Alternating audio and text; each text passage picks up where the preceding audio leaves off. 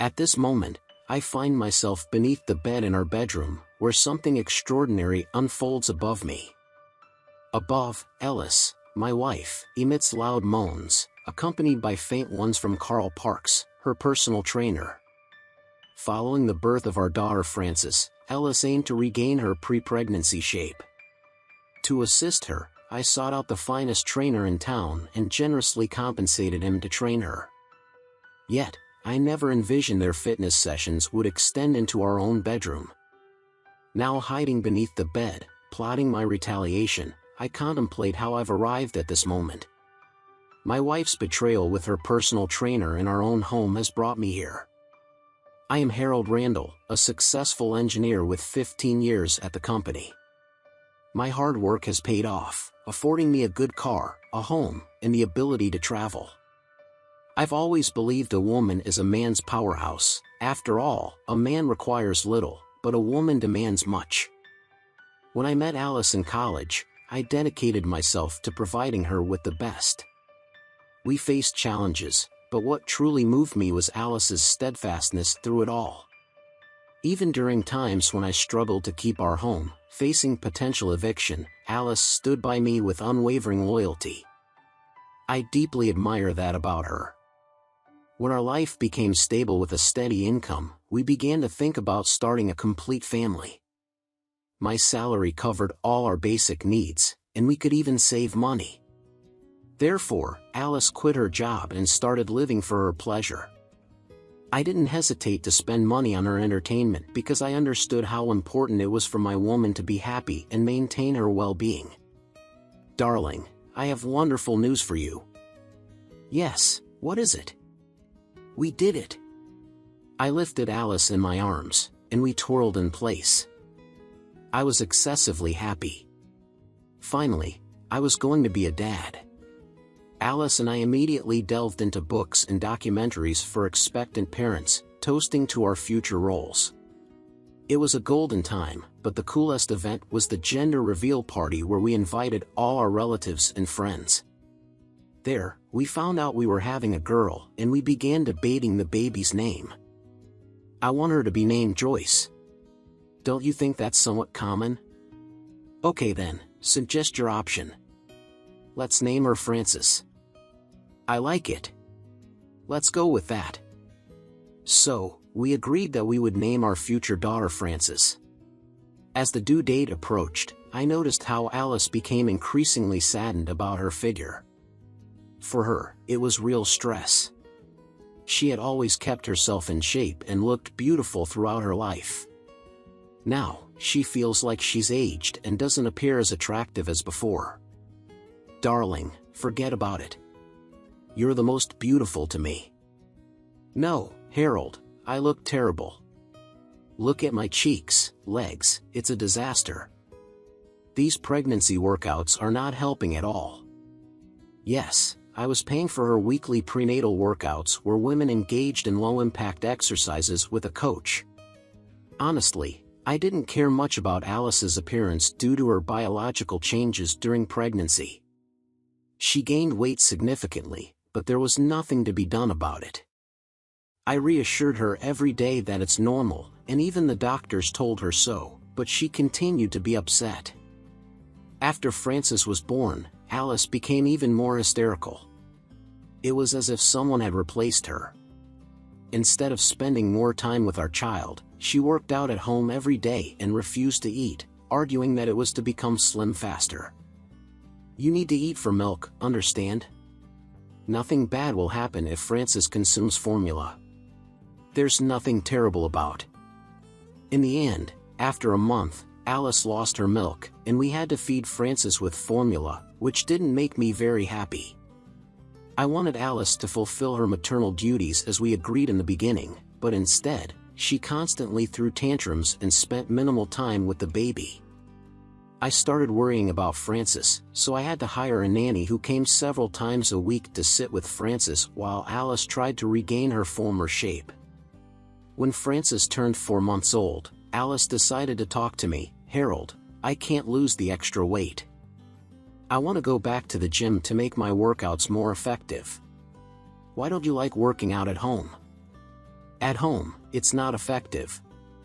I only have one ball on a mat, and that's not enough for efficiency.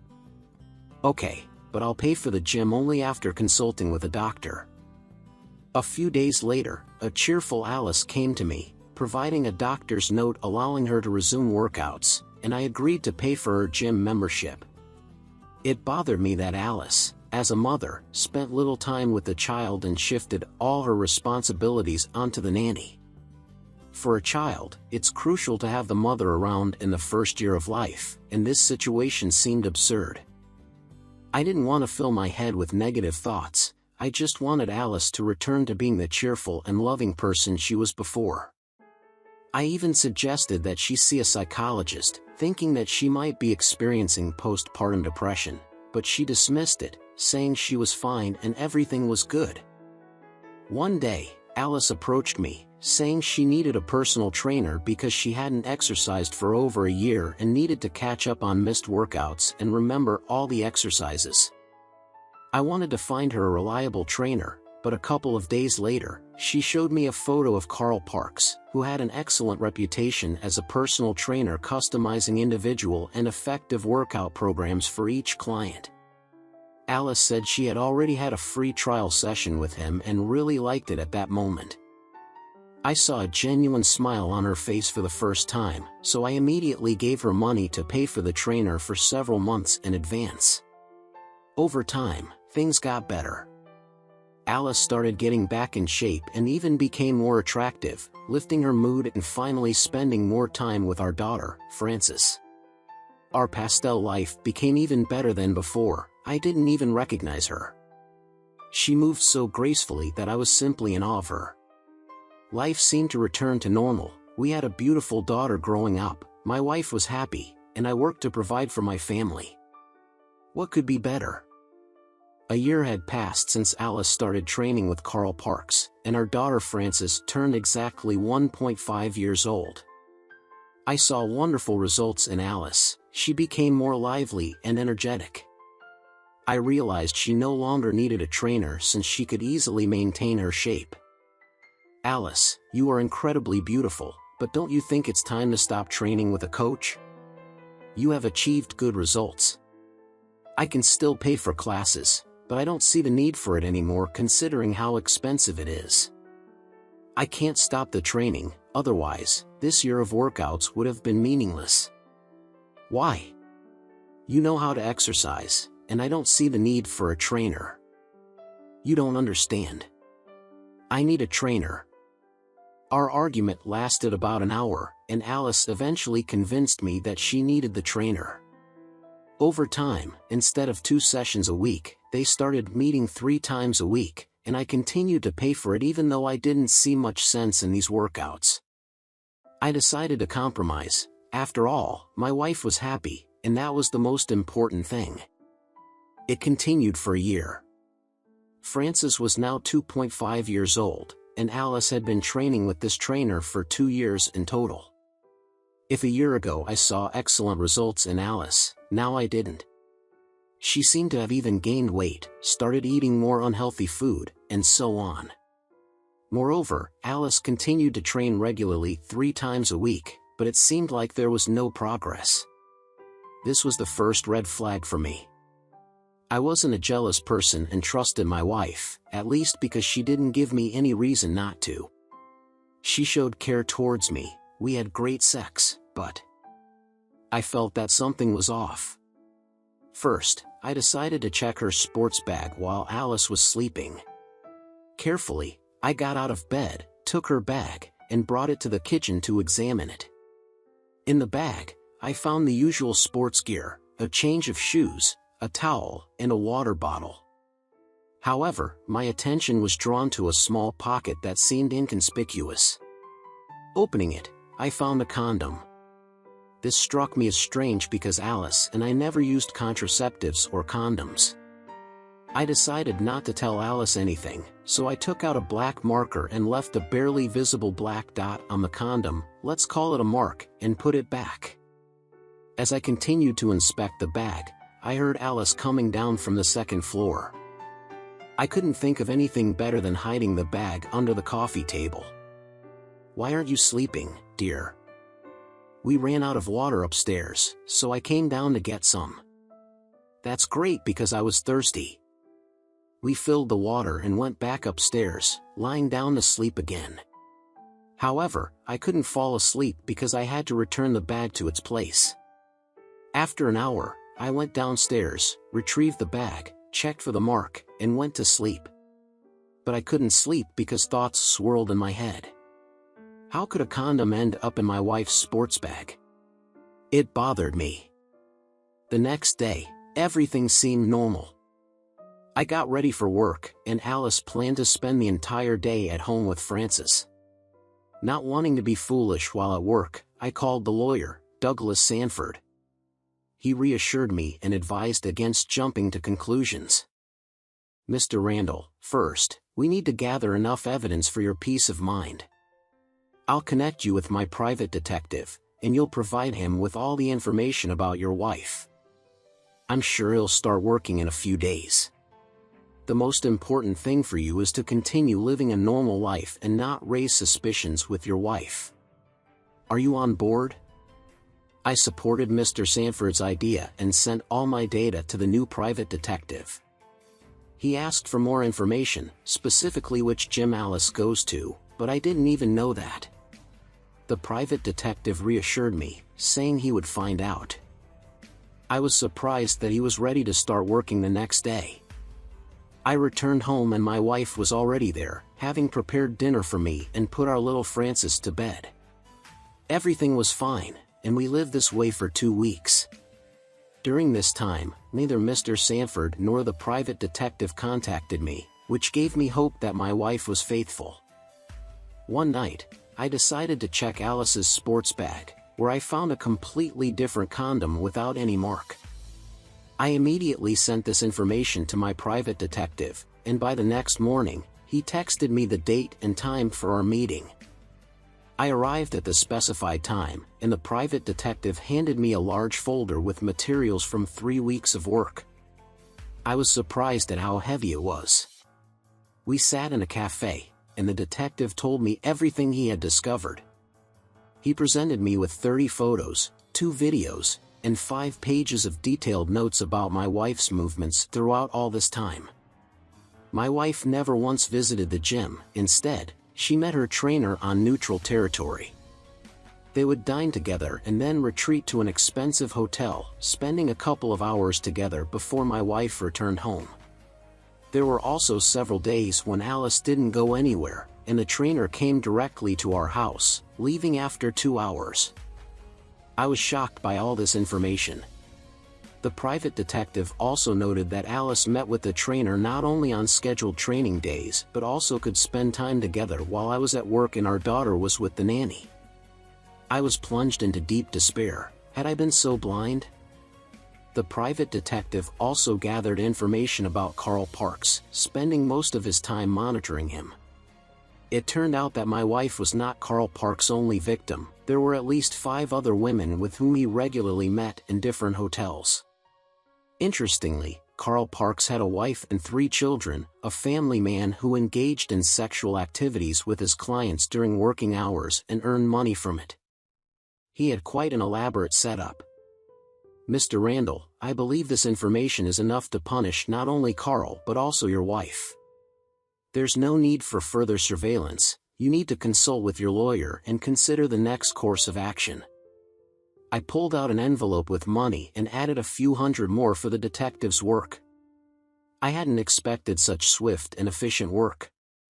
After the meeting with the detective, I called my lawyer, Mr. Sanford, to discuss the next steps. Everything depends on what you want with all this information. You'll be in a winning position. Can we make them suffer more? I asked. The lawyer grinned. We agreed to meet the next day, and in the meantime, he would prepare a plan in which I would be in a winning position. I wanted to punish Alice for breaking vows and deceiving me so brazenly. I didn't want to be a fool, so I definitely wouldn't pity her. I had a week to prepare for the expulsion. Most of all, I wanted to punish the trainer. I was convinced that he was responsible for my wife's infidelity. While she could have chosen not to cheat on me, I was angriest at the trainer for his incompetence and misuse of his professional position. What was he thinking when he had a wife and children waiting for him at home?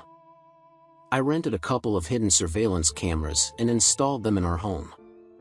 I suggested to Alice that Frances go to her grandparents for the weekend, and Alice happily agreed.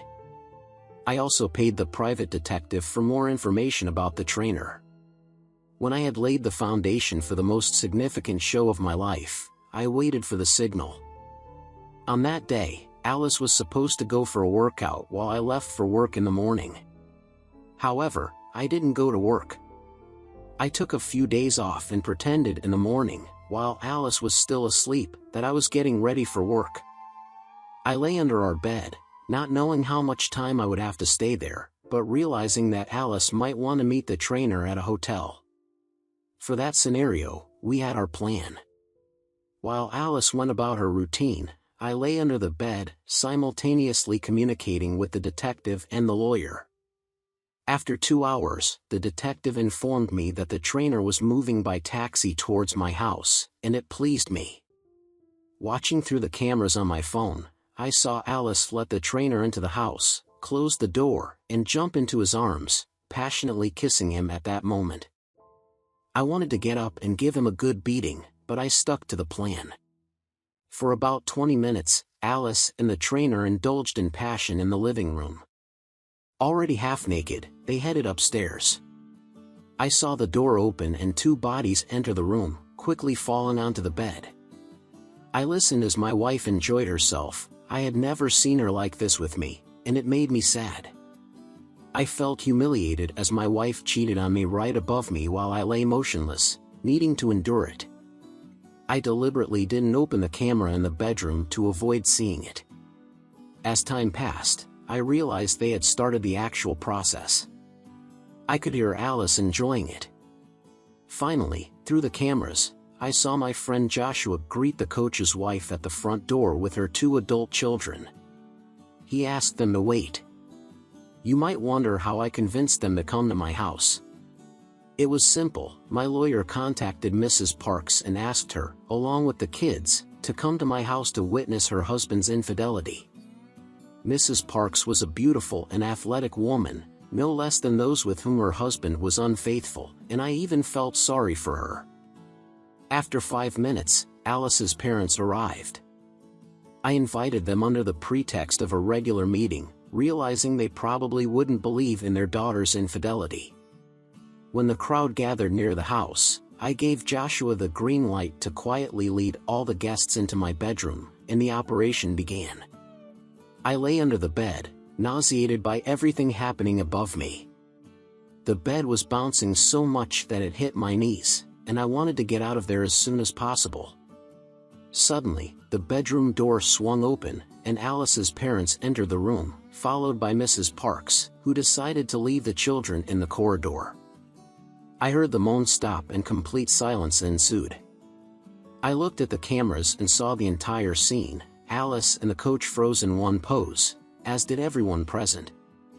"What are you all doing here?" Alice cried in tears, not understanding what was happening. At that moment, I crawled out from under the bed and handed Alice the divorce papers. She didn't say a word and started crying. These 2 looked like pathetic animals caught in a cage with no way out. The coach tried to wrap himself in a blanket and say something, but I took the blanket from him and said, "You scumbag, return all the money that was spent on you for the past 2 years, got it?" Mrs. Parks started crying and ran out of the room. The coach wanted to run after her, but Alice's father stopped him and gave him a punch in the face, causing him to fall. I decided to leave since everything was done.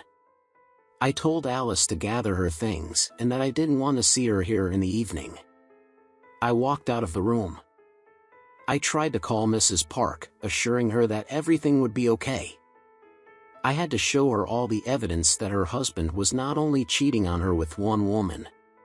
Later that day, I spoke to Alice's parents, and they said they would take her home for re-education. Her father was extremely displeased with his daughter. I explained to him that she fell under the influence of a manipulator and a fraudster. In the evening, I returned home, and it was empty. During my absence, my lawyer and I filed 2 cases in court, one for divorce proceedings and the other against Carl Parks, accusing him of fraud. My lawyer explained that we needed to find information about other women. If it turned out that they were also married, we could hold them accountable for more serious charges. In the evening, Alice's father called me and apologized for his daughter's behavior. He expressed sympathy towards me, having experienced a similar situation with his first wife who cheated on him a few days after their wedding. However, my situation was worse. My wife had deceived me for 2 years, and I wanted justice to prevail. After 2 months, the court proceedings took place, and Alice and I officially divorced according to the court's decision. Frances was to live with me, and Alice could visit her on weekends. So, every week, I took Frances to her grandparents, trying to avoid crossing paths with Alice, who sought reconciliation with me. Still, her father defended me, and they supported me. 3 months later, after all the evidence was gathered, there was a trial against Carl Parks. The court ruled that he had to pay the full cost of his services to all the affected men. He wasn't sent to prison, but he lost the most valuable thing in his life, his family. His ex-wife, April, eventually moved in with me along with her children. She sold her house, received a share of the money, and together we decided to sell my house, buy a new one, and renovate it. We couldn't stay in the house where our partners betrayed us, so it was the right decision. Alice lost the life she had, and she had to get a job. Her father was very disappointed in her, so it was evident she wasn't having an easy time. As for Carl Parks, he lost his job entirely. Once hailed as a top coach, his fall from grace came swiftly when his inappropriate behavior towards students was exposed. Justice prevailed, and I found solace in that. Eventually, I proposed to April, and she has now become Mrs. Randall. Our bond deepened, and our children have formed a strong connection. I deeply value April's contentment with homemaking and simple joys. The painful lesson of infidelity ensures none of us will stray again. My current concern is how to explain to our daughter Frances why her biological mother isn't with us. Thank you all for listening to today's tales. If you enjoyed them, please consider liking and subscribing. Share your thoughts in the comments below if you haven't already. Stay well.